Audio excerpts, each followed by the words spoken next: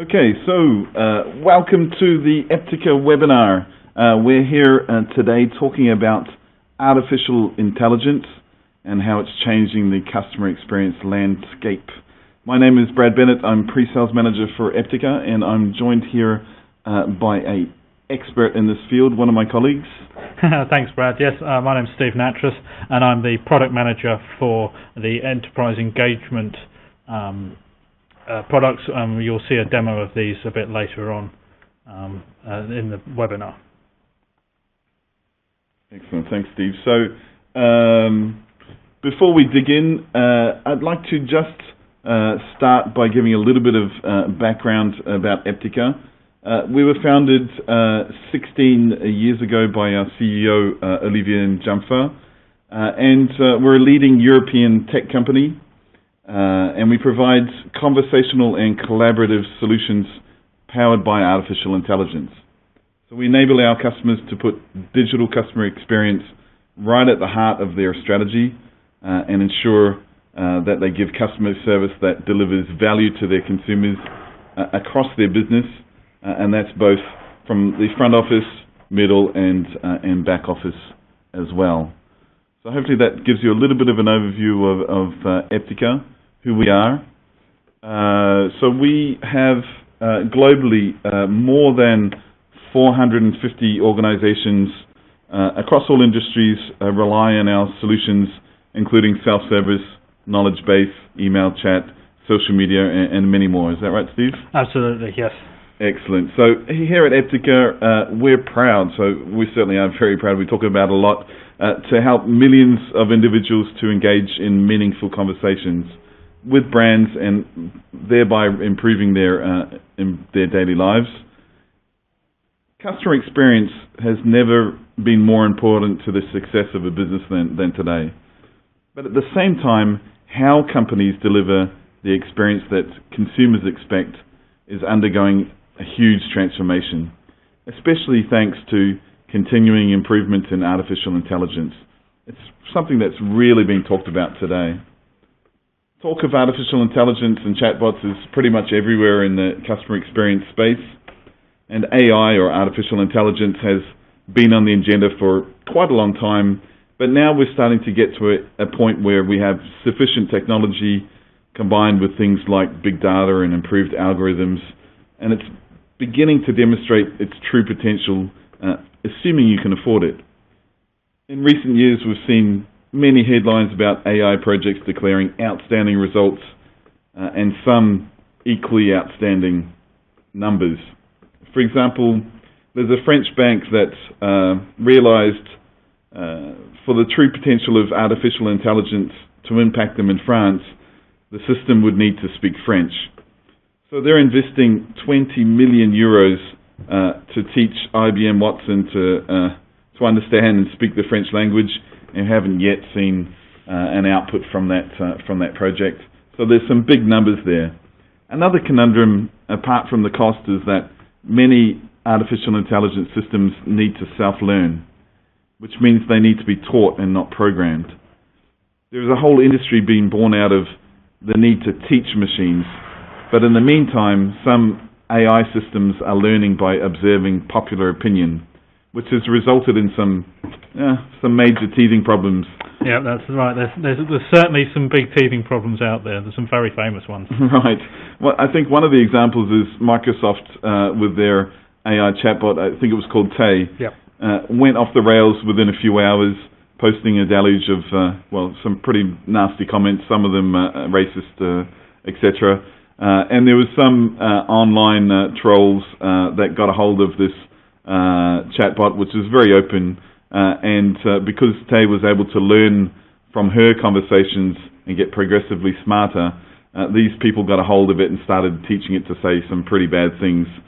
And then so Microsoft has since launched some other chatbots, but these are more limited and locked down, and that's probably a good thing. A good thing, yes, especially to lock things down and make sure that maybe you don't want some of those things being quite so obnoxious, I think would be the term of some of those phrases. But certainly things can only get better from that point. Right. Last year we also saw Facebook, so they unveiled their bot API for its messenger service, and they had some pretty high hopes for that API, but just weeks ago they scaled back their ambitions and refocused their application of artificial intelligence after it was reported that their AI bots had a 70% failure rate. Yeah, so 70% unsuccessful and misunderstanding. So yeah, it's not a great number. So no wonder they wanted to change.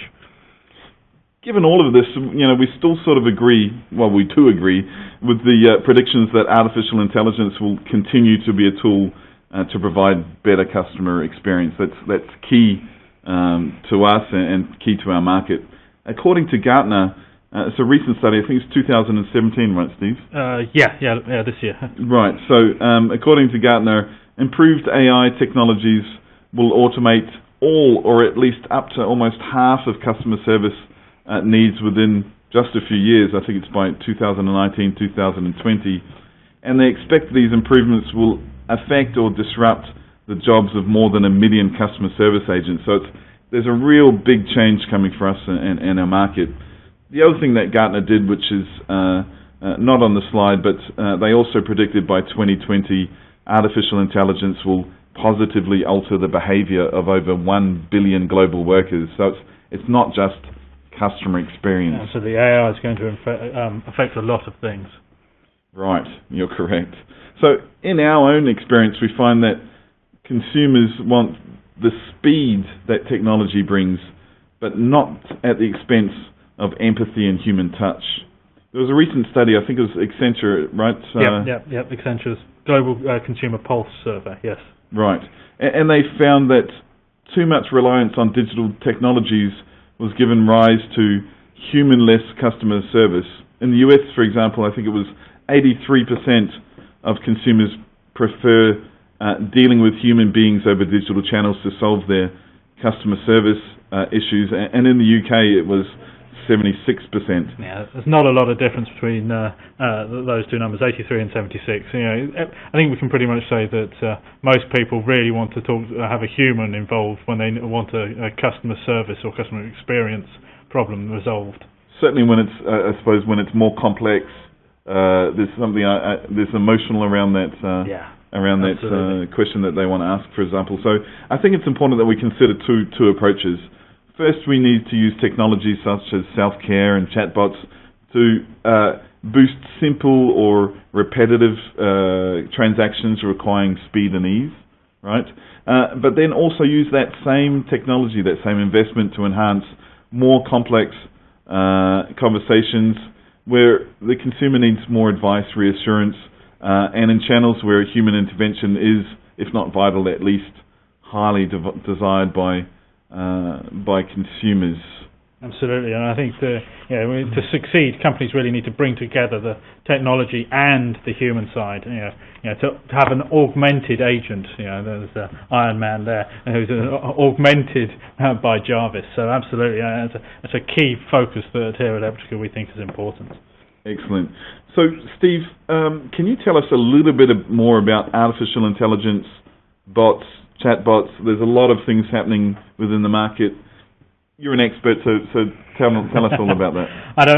I'm not sure how expert. I mean, I'm sure there are plenty of people out there that know a lot more as well. But yes, I know a reasonable amount about how artificial intelligence, bots and chatbots are going to impact customer experience. But you're right; these terms get bandied around a lot, and it's not always clear what they actually mean. So I think it's worthwhile to have a dig in and look at what these mean. So what we're going to do is start and look at bots and chatbots.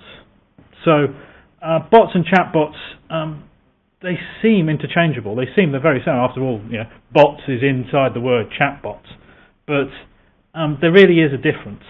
And at the most basic level, a bot is simply an application or part of an application that does some form of automated task.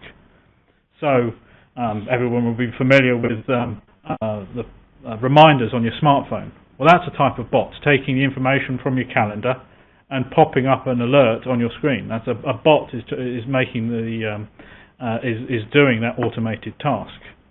And so you can see bots are not new. I mean, at Eptica, we've been developing them for many years. And when it comes to customer experience, bots can be used for a variety of different tasks. In Eptica, we use them to provide automatic answers. So this could be an answer to a query posted through a web self-service, or to route a particular message to make sure it goes to the right agent to answer it. These are both good examples of bots. But chatbots, chatbots are really just a type of bot, but they interact with their users in a conversational manner.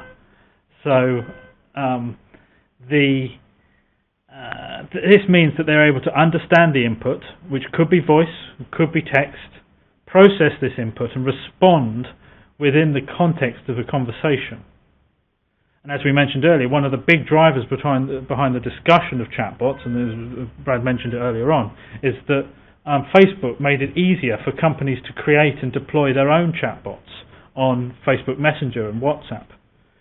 But at the same time as this, Apple's Siri and Amazon's Alexa are also making voice a way of interacting with chatbots.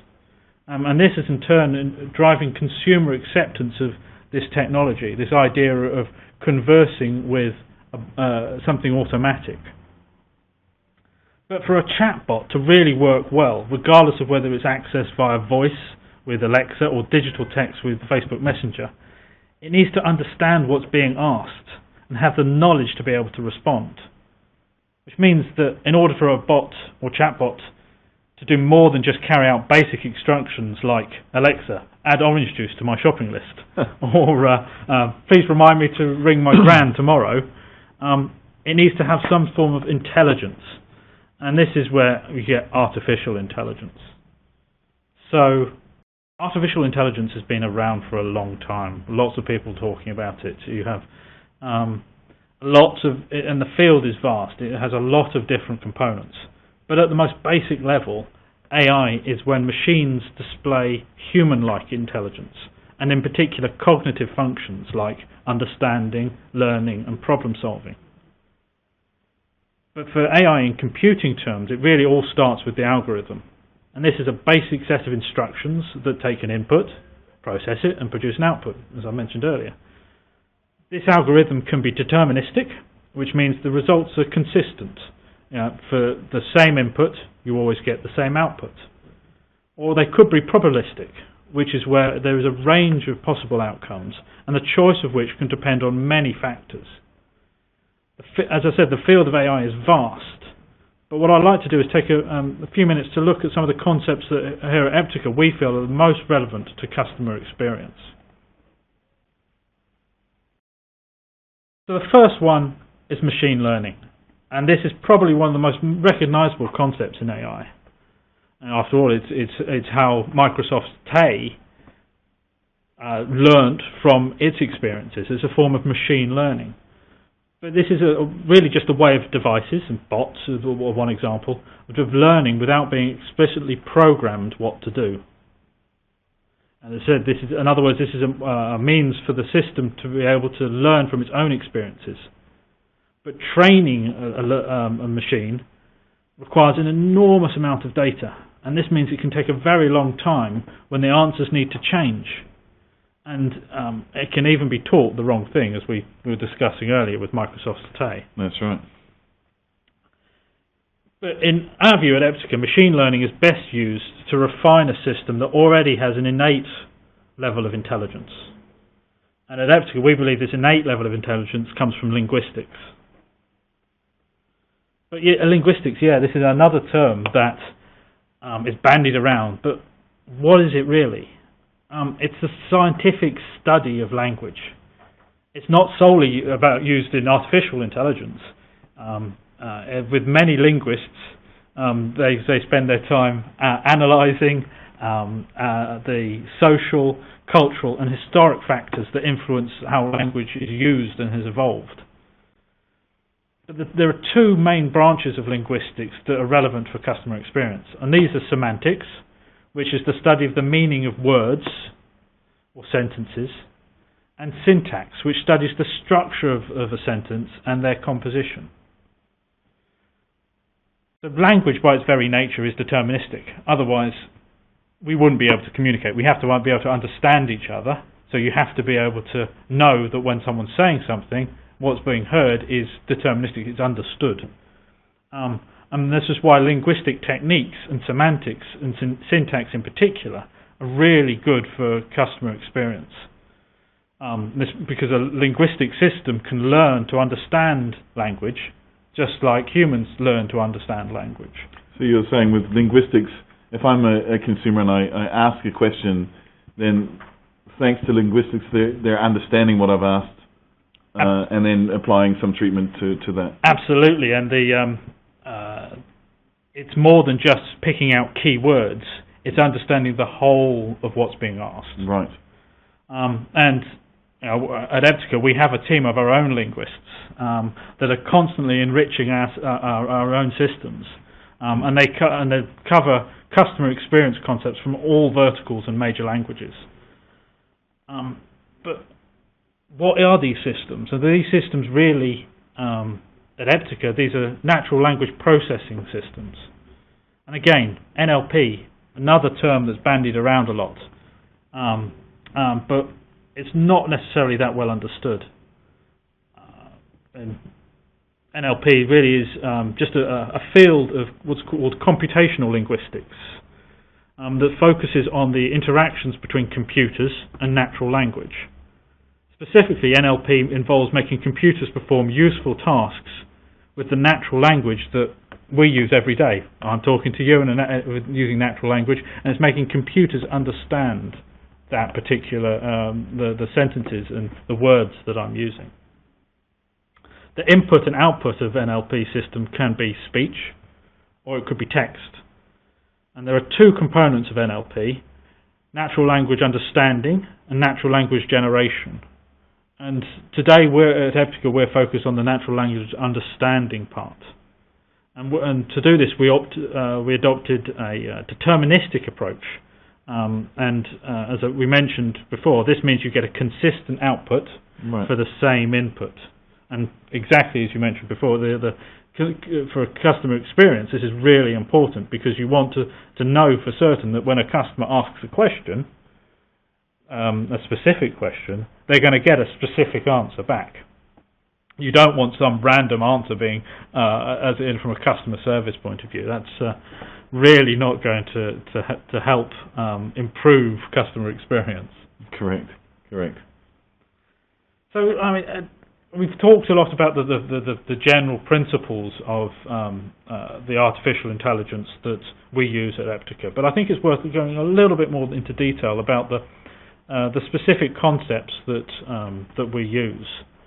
So, as I said, we've got at Eptica we have a team of linguists, and they're constantly looking at the different ways of improving our lexicon and the grammars to be able to ensure that not only the words are there and the terminology, but also the concepts are constantly being added to. I mean, we have today over 1 million terms and more than 300,000 concepts. So there's a lot of different pieces of information that are constantly being fed into the system to constantly improve it. One of the largest teams within our R&D. Absolutely, area, right? yes, it is one of the biggest teams in our engineering team. So as you say, it just shows how important linguistics is to Eptica. Correct. Yeah. So, what I would like to do is go and look at some of the key pre-processing steps that we use within Eptica. So, the first one is language detection. After all, if you don't know what language someone's speaking, how can you know you're going to understand the question that's being asked? Right. Then, after the language detection, we also have cleaning. So, cleaning is really where you are removing the human niceties. So, when you write an email, you say hi, hello, and when you sign off, you say best regards or thanks or whatever it happens to be. Or for British, you might use cheers. But those are the human niceties that are not necessary to understand what's really being asked. And I suppose it might be a footer or something like that about keeping the environment clean. And yes, absolutely. Yeah. And but that's not really the question that's being asked. Mm-hmm. And so the cleaning pre-processing step strips out this information, so we can focus on just the customer's actual question. Right. So once we have the question, we can then say, well, what else can we need to do to it? So one of the next steps is normalization. This is where we condense or resolve the individual words back to its dictionary form. So buying and bought become buy, but we also correct spelling errors. So bide, that's not an English word. I'm going to try to show here with the squiggly underline there in the diagram. So we know that's not a real English word. But we can still recognise that it most likely means buy.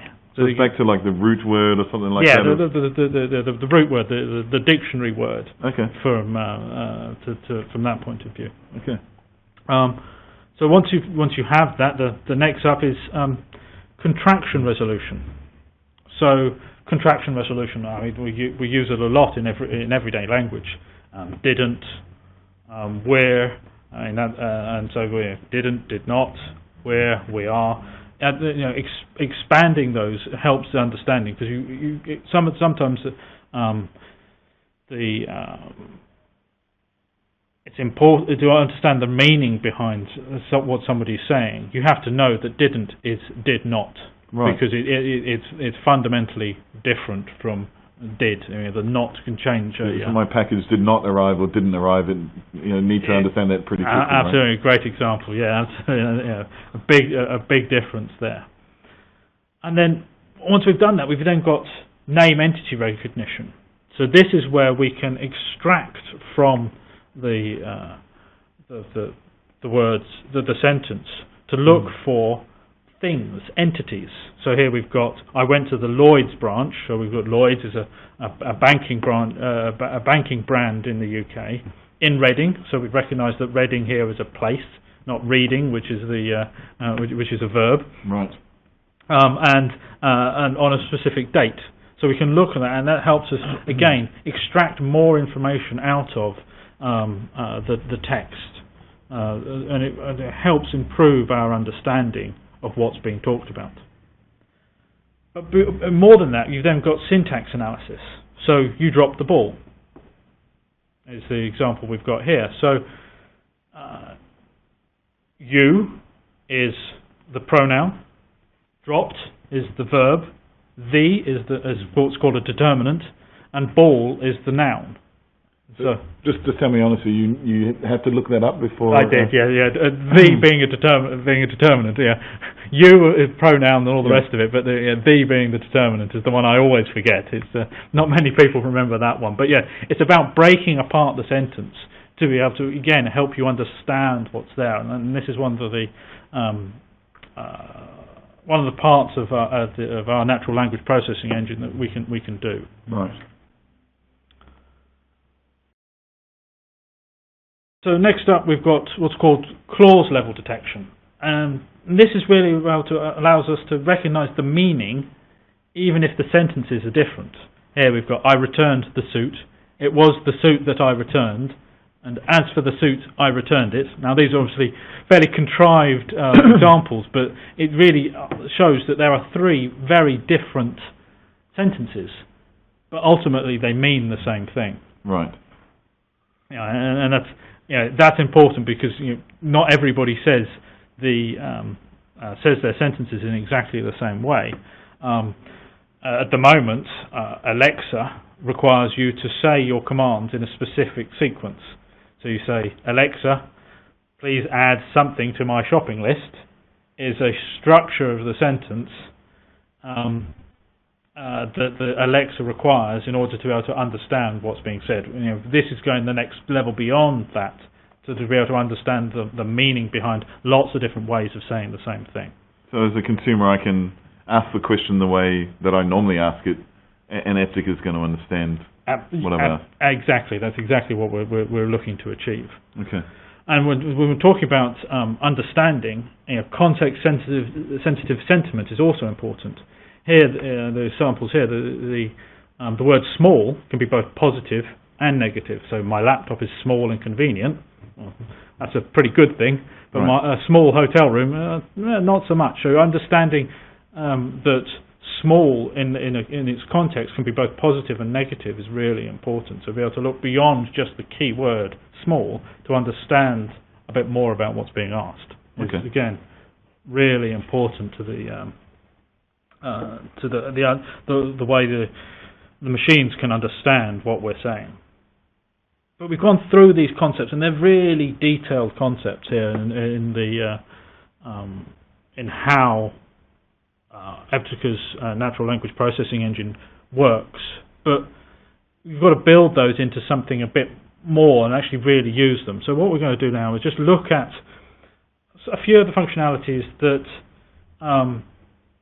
the concepts that we've been talking about actually are used inside Eptica. So we have semantic search, sentiment analysis, and theme detection. These are just three cognitive functionalities that we use. There are others, but these are the three we're going to focus on today. So first up, we have semantic search. So semantic search, our approach is to uses an interpretation engine, which uses a lot of the concepts that we've been discussing, and a semantic network to extract the meaning out of what's being asked, and then through searching through a knowledge base, identify the documents that match the question, but also the relevance to those questions, to what's being asked. And then how we use this within Eptica is that we use it within a conversational platform to provide suggested responses. So this is in knowledge base and self-service and chat and email. So it's suggesting answers to the questions that's being asked. And this is really much the big focus around augmenting the agent performance, the agent experience, and helping them solve and answer the customer's questions. So we're turning them into like a RoboCop with Eptica technology. Absolutely, yes. And the key benefits of turning them into RoboCop here is a reduction in cost of handling. RoboCop is a great example because it's a very efficient police officer, right? And you make your agents really efficient as well. And when they're really efficient, that means they can do more. And when they're doing more, you can reduce the cost of handling inbound messages. Right. But also on top of that, you can put semantic search in front of inbound messages. So in front of a web form where they want to ask a question of the customer service team, and but before the question is submitted, you can analyze that question and maybe suggest some possible answers from the self-service, the web self-service service that and this can have a big impact in deflecting the number of inbound messages. And we found with our customers that this can be up to 50% of inbound messages can be deflected using this simple technique. So I'm going to a website, I'm asking a question, say, of the customer service team within, say, a web form. Yep. And even before it's getting to customer service, through Eptica's artificial intelligence, you're proposing an answer to my question? Absolutely, and that's the key thing. We're extracting that knowledge. We're extracting the information from your question, right, understanding what you're asking, and then proposing potential answers to your question. So it's not just a keyword search. Yeah. It's looking at the meaning of the question. And again, you get when you're looking at the meaning, you get a much better quality of answer. So that's semantic search, and then the next one that we want to look at is sentiment analysis. So sentiment analysis analyzes emotions and opinions, and but we mentioned before about the context-sensitive search. It's really about looking at the whole message, or what we say is a document-level sentiment analysis. In Eptica, we use it to be able to prioritize messages for special handling or for other uses. But it can also be used to detect agents in difficulty. So throughout the history of a conversation, we can detect that maybe the customer's tone is getting angrier and angrier. They're really not.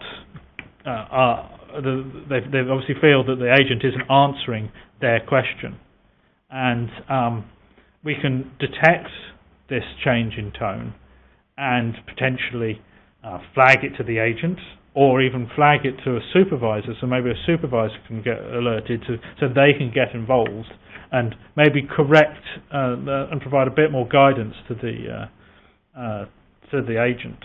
So we can, for example, we have I can see agent A and agent B, and agent B, for example, gets these customers that go from I'm starting really positive with my discussion with you, and then start to get more and more negative.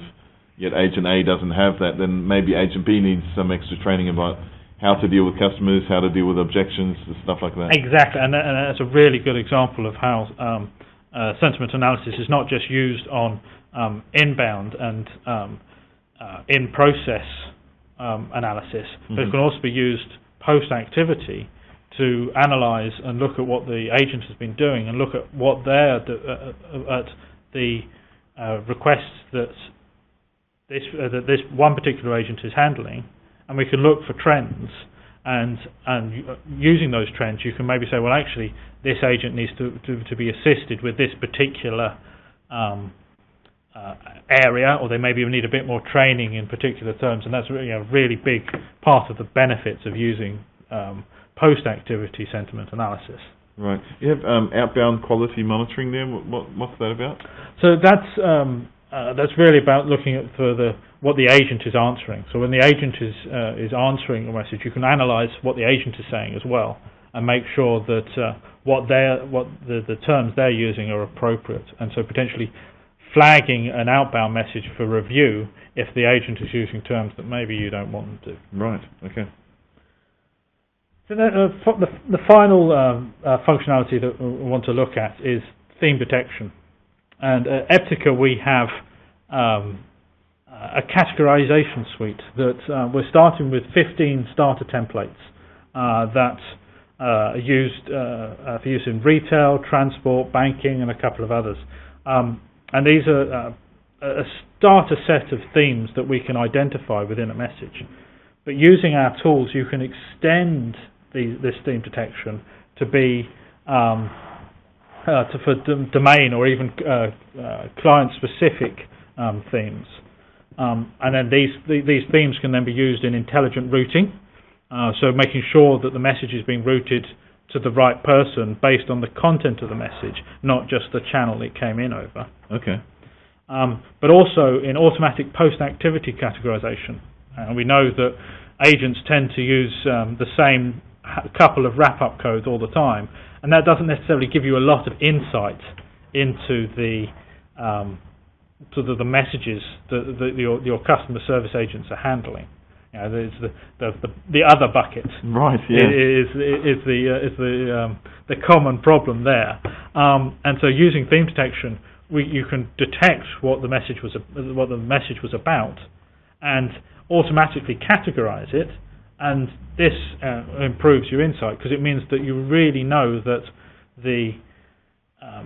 when it says you have so many of one category and so many of another, you know that those numbers are accurate, and they're not being because the agent was just, I'll select this one, it feels about right.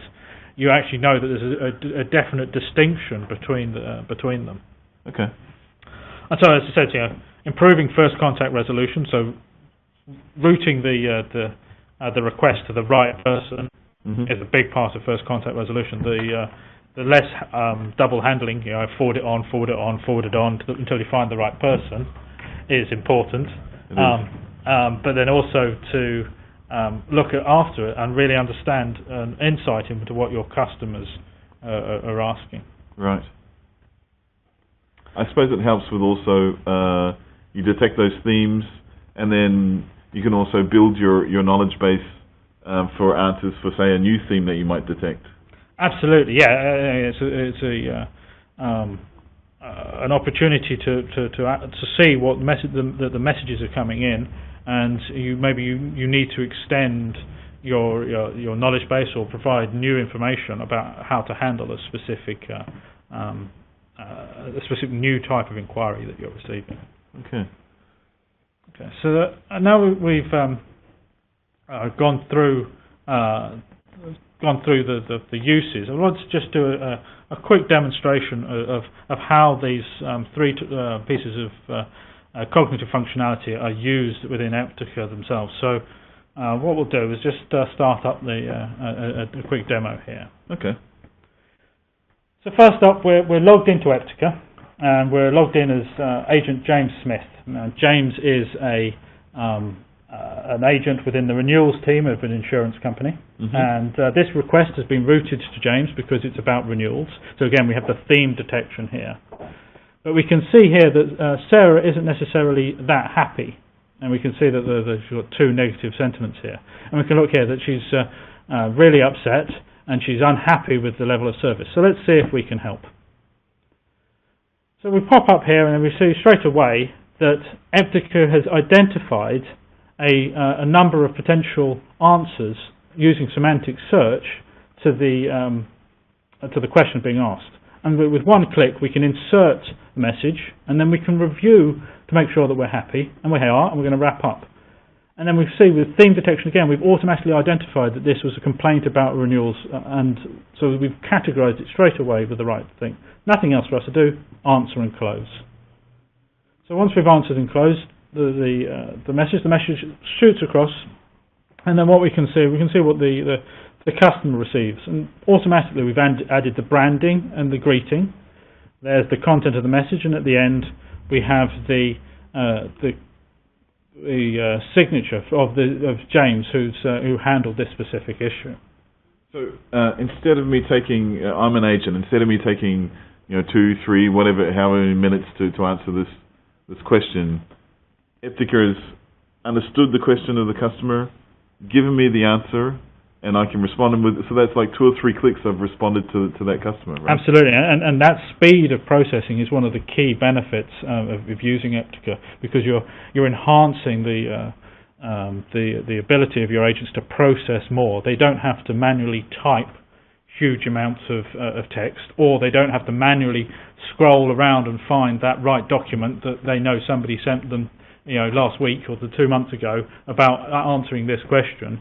It's right. A couple of clicks, and the right answer and the consistent answer is sent to the customer.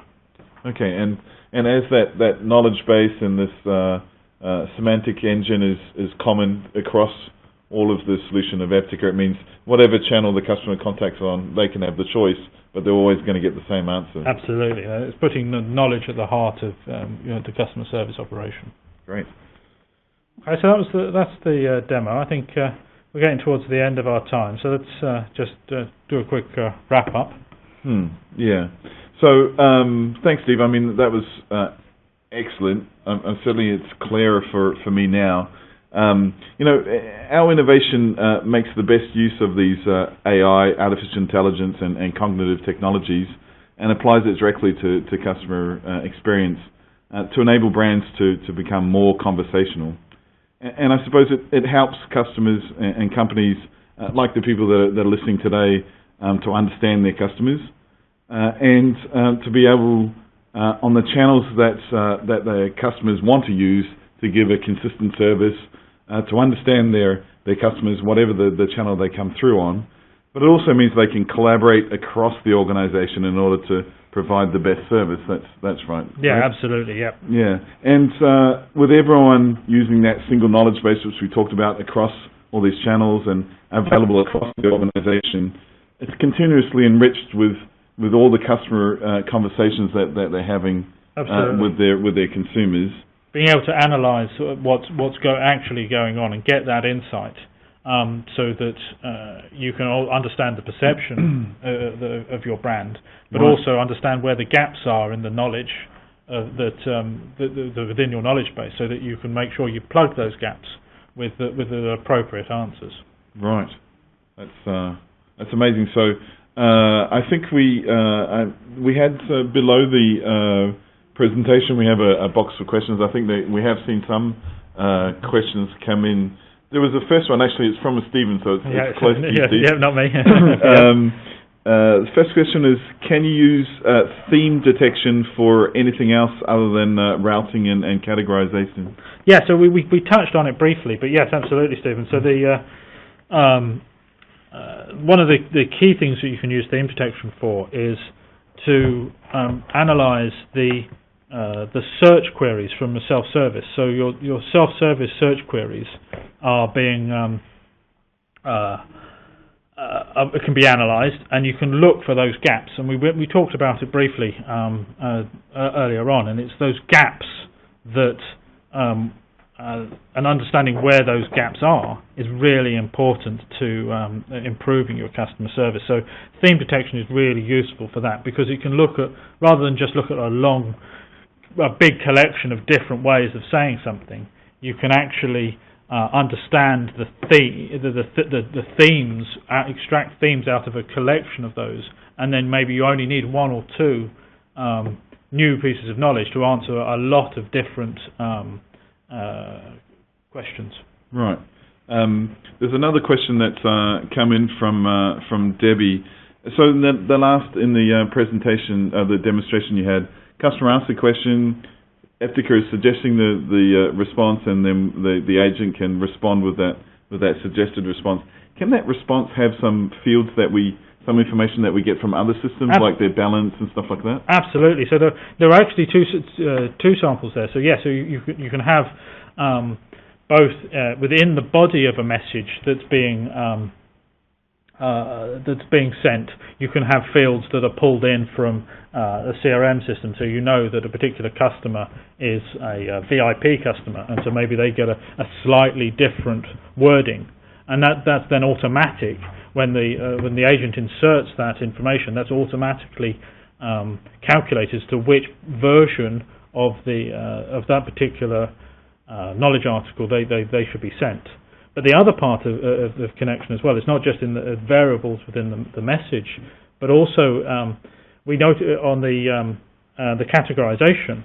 We talked about theme detection during the demo in terms of identifying that it was a complaint about the renewals price, and it was a complex, and by definition, a complaint is often complex, a complex type of query.